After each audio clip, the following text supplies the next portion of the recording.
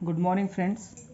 आज हम chapter number 24 maths में, जो कि हमारा मैथ्स बेसिक का कोर्स चल रहा है, उसमें निर्देशांक ज्यामिति आज हम पढ़ने वाले हैं, जिसको कोऑर्डिनेट ज्योमेट्री बोलते हैं।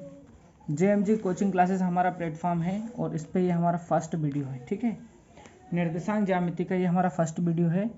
इस वीडियो में हम निर्देशांक ज्यामिति के उन टॉपिक्स को कवर करेंगे जो बहुत बेसिक है और निर्देशांक ज्यामिति के क्वेश्चन को सॉल्व करने में बहुत हमारी हेल्प कर सकते हैं। अगर हम देखें तो सबसे पहले हमको पता होना चाहिए कि निर्देशांक क्या होते हैं। इस टाइप के बहुत सारे क्वेश्चंस हम पढ़ लेते हैं, लेकिन हम यही नहीं समझ पाते कि निर्देशांक होते क्या हैं। ठीक है कि नहीं, कोऑर्डिनेट क्या होते हैं, उनके बारे में हमें पता ही नहीं होता। तो अगर हम देखें तो निर्देशांक क्या होते हैं, किसी बिंदु या किसी रेखा की स्थिति की दो अंकों द्वारा प्रदर्शित की गई व्यवस्था है ना, या किसी बिंदु या रेखा की स्थिति को अगर दो अंकों में हम क्या करें, निर्देशित करें, उनको प्रदर्शित करें, तो इन दो अंकों को कैसे लिखते हैं, ब्रैकेट में लिखा 3,2 है ना, 3,2 अगर हम इसको लिखते हैं तो इसको बोलते हैं, क्या बोलते हैं, इसको बोलते हैं निर्देशांक। पहला अंक जो 3 है इसको बोलते हैं भुज, क्या बोलते हैं, भुज। और दूसरा अंक यानी 2 जो है, दूसरे अंक को बोलेंगे कोटि, क्या बोलेंगे, कोटि। निर्देशांक ज्यामिति में पहला वाला अंक जो रहता है वो भुज कहलाता है, दूसरा वाला अंक जो रहता है वो कोटि कहलाता है। ठीक है, और निर्देशांक वो होते हैं जिनको भुज और कोटि के रूप में प्रदर्शित किया जाता है। ठीक है कि नहीं, ठीक है। इसके बाद होता है कार्तीय तल, है ना। क्या होता है कार्तीय तल, कार्तीय तल वो होता है दो रेखाओं, क्षैतिज रेखा है ना, क्षैतिज रेखा मतलब ऐसी वाली आड़ी रेखा है ना, और ऊर्ध्वाधर या ऊर्ध्वाधर यानी खड़ी रेखा है ना, ऊर्ध्वाधर मतलब खड़ी और क्षैतिज मतलब आड़ी के प्रतिच्छेद बिंदु से बने तल को कार्तीय तल कहते हैं। अब ये आड़ी रेखा, ये खड़ी रेखा यहाँ पर मिली, ठीक है कि नहीं, तो यहाँ पर मिली, तो ये जो इन दोनों रेखाओं से जो तल बना है ना, मतलब ये पूरा तल बना है ना, तो ये जो तल बना इन दोनों रेखाओं के मिलने से इसको बोलेंगे कार्तीय तल। क्षैतिज तल एक्स अक्ष, क्षैतिज तल मतलब ये वाला जो रहेगा वो एक्स अक्ष रहेगा, ठीक है। और ऊर्ध्वाधर तल है ना, ऊर्ध्वाधर, इसको ऊर्ध्वाधर भी बोलते हैं, इसको बोलेंगे क्या, वाई अक्ष बोलते हैं, या इसको ये क्या करता है, वाई अक्ष को प्रदर्शित करता है। मतलब ये जो खड़ी वाली लाइन है ना, यानी कौन सी है, वर्टिकल। ठीक है, वर्टिकल लाइन जो है वो वाई अक्ष रहेगी, यानी वाई एक्सिस। और ये जो हॉरिजॉन्टल लाइन है, ठीक है ना, हॉरिजॉन्टल लाइन है, ये क्या रहेगी, एक्स अक्ष या एक्स एक्सिस। ठीक है कि नहीं। अब हम देखते हैं कुछ और इंपॉर्टेंट चीजें, है ना, जैसे हम देखें भुज यानी एब्सिसा है ना, -2, -1, 0, 1, 2, ये सब क्या होंगे, भुज होंगे, मतलब होंगे एक्स अक्ष है ना। अब इसको एक्स अक्ष को हम देखें तो ये -1, -2, 0 है ना, 1, 2, इस एक्सिस पर ये जो जितने भी नंबर हैं ये सब हैं क्या, भुज कहलाते हैं ना। ये -2 जो है वो भुज है, -1 जो है वो भुज है, ये +1 जो है वो भुज है, ये 2 जो है वो भी भुज है। ठीक है कि नहीं, तो ये क्या है, एब्सिसा बोलते हैं इसको, यानी भुज, जो कि एक्स एक्सिस पे जितने भी अंक रहेंगे ये सब क्या कहेंगे, कहलाएंगे, भुज कहलाएंगे। और कोटि, अगर कोऑर्डिनेट की बात करें तो 3, 2, 1, 0, -1, -2, यानी ये वाली लाइन पे है ना, 3, 2, 1, 0, -1, -2। अब आप बोलेंगे सर -2 इसमें भी है और -2 इसमें भी है, तो हम कैसे कंफर्म करेंगे कि कौन सा भुज का नंबर है, कौन सा कोटि का है। तो भुज का मतलब होता है इस एक्सिस पे जो भी नंबर रहेंगे वो रहेंगे भुज, और इस एक्सिस पे यानी ये जो खड़ी लाइन है इस पे जितने भी नंबर रहेंगे ये सब रहेंगे कोटि। अब आप देखेंगे 2 यहाँ पर भी आया, 2 यहाँ पर भी आया, तो दोनों जगह मैच कर सकता है, ठीक है ना। लेकिन ये इस एक्सिस पर अगर वाई एक्सिस पर है तो ये क्या रहेगा, कोटि कहलाएगा, और अगर एक्स एक्सिस पे तो क्या कहलाएगा, भुज कहलाएगा। ठीक है कि नहीं। इस लाइन को बोलेंगे क्षैतिज रेखा, इस लाइन को बोलेंगे क्या, ऊर्ध्वाधर रेखा या वाई अक्ष है ना, इसको बोलेंगे एक्स एक्सिस या एक्स अक्ष, और ये जो बिंदु है जो इस लाइन पे और इस लाइन पे मैच कर रहा है इसको बोलते हैं मूल बिंदु, और इसके निर्देशांक रहते हैं, इसका भुज भी रहता है 0 और कोटि भी रहता है 0। ठीक है कि नहीं। अब चलते हैं हम कुछ चतुर्थांशों के विषय में पढ़ते हैं ना। किसके विषय में? चतुर्थांशों के विषय में पढ़ते हैं कि उनके निर्देशांक, उनके चिन्ह क्या होते हैं।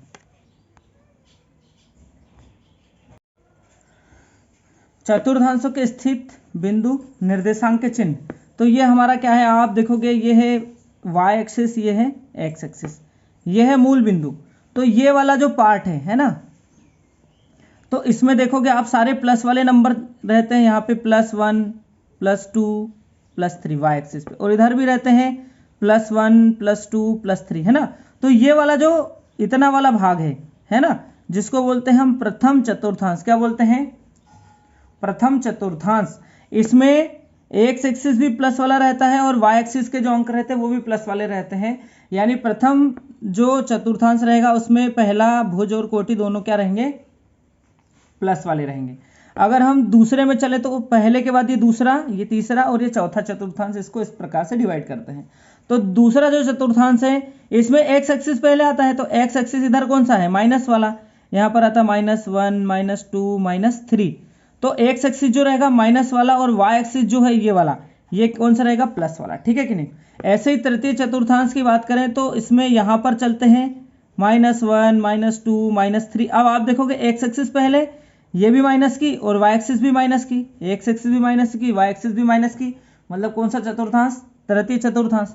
चतुर्थ चतुर्थांश की बात करें तो x एक्सिस इधर आएगा, x एक्सिस प्लस वाला, x एक्सिस प्लस वाला, और y एक्सिस ये वाला जो कि है माइनस वाले, तो y एक्सिस आएगा माइनस वाला। तो उस चतुर्थांश को जिसमें भुज रहेगा प्लस का और कोटि रहेगा, y एक्सिस जो है वो किसकी रहेगी? माइनस की रहेगी, और x एक्सिस किसकी रहेगी? प्लस की रहेगी। ये चतुर्थांश कौन सा रहेगा? चतुर्थ चतुर्थांश रहेगा।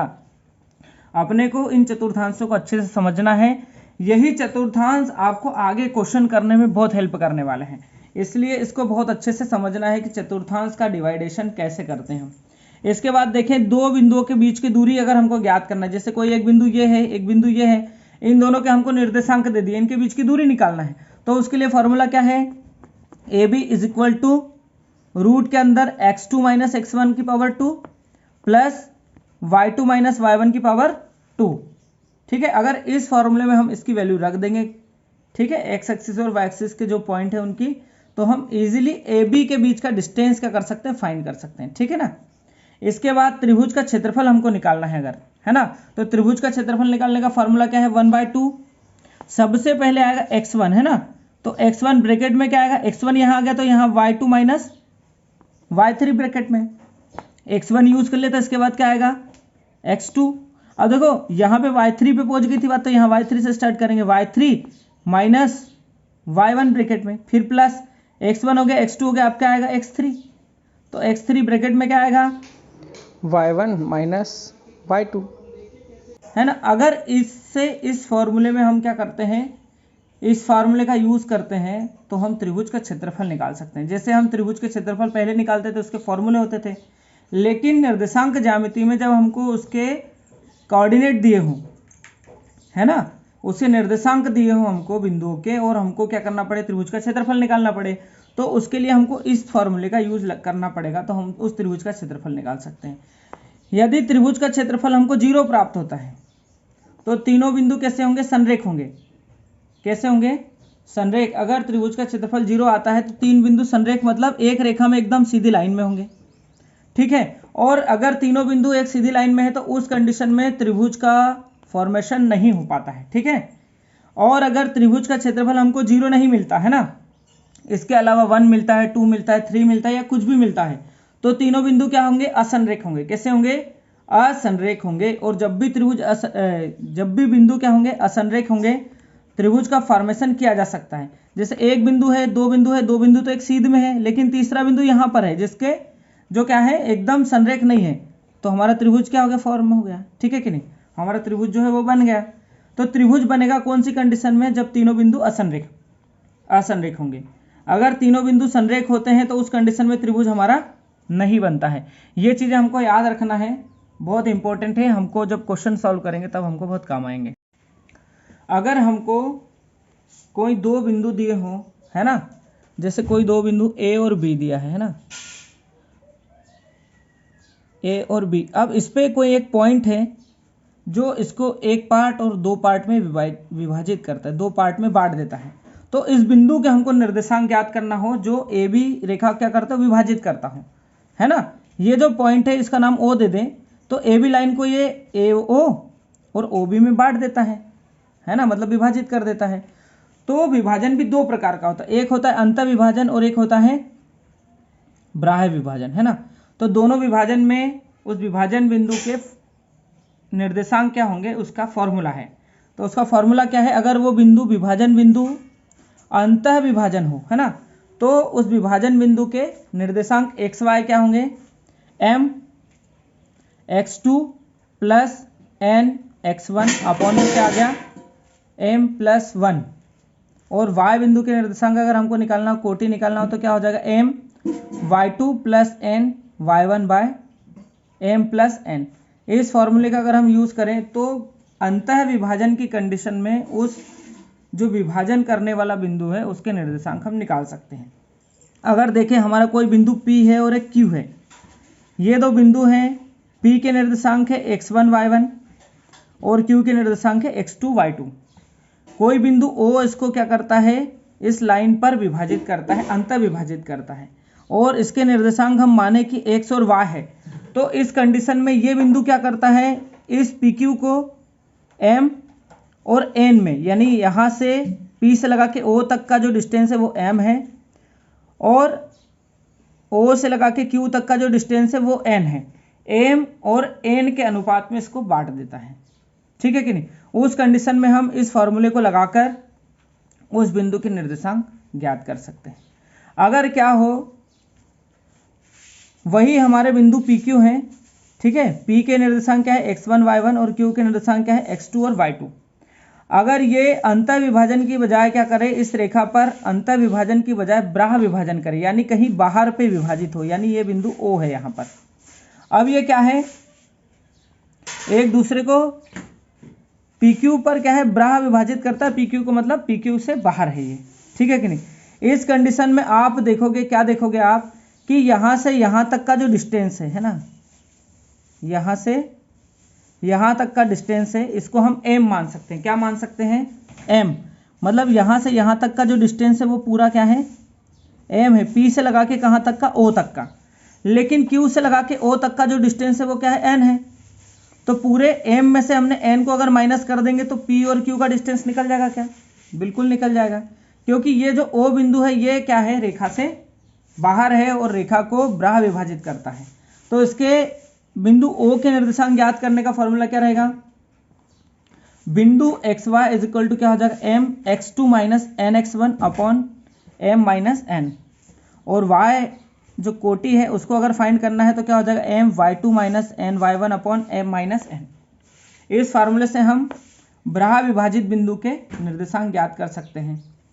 इसके बाद अगर मध्य बिंदु के निर्देशांक हमको निकालना हो, ठीक है, तो मध्य बिंदु के निर्देशांक क्या करना पड़ेगा, x1 plus x2 by 2 y1 plus y2 by 2। इसमें अगर हम क्या करेंगे, वैल्यू रख देंगे तो हम मध्य बिंदु के निर्देशांक निकाल सकते हैं। अब इन निर्देशांकों को हम कैसे फाइंड कर सकते हैं वो हम पार्ट 2 में सीखेंगे। अगर आपने पार्ट 1 को पूरा देखा है तो पार्ट 2 पे फोकस कीजिएगा और उसको अच्छे से देखिएगा। आपको ये जो चीज़ें आज हमने पढ़ी है वो कल आपको जब हम क्वेश्चन को करेंगे तब आपको सारे फार्मूले, सारी डेफिनेशंस एकदम क्लियर हो जाएंगी। तो ठीक है दोस्तों, आज का वीडियो यहीं ख़त्म करते हैं, कल फिर मिलेंगे न्यू वीडियो के साथ में।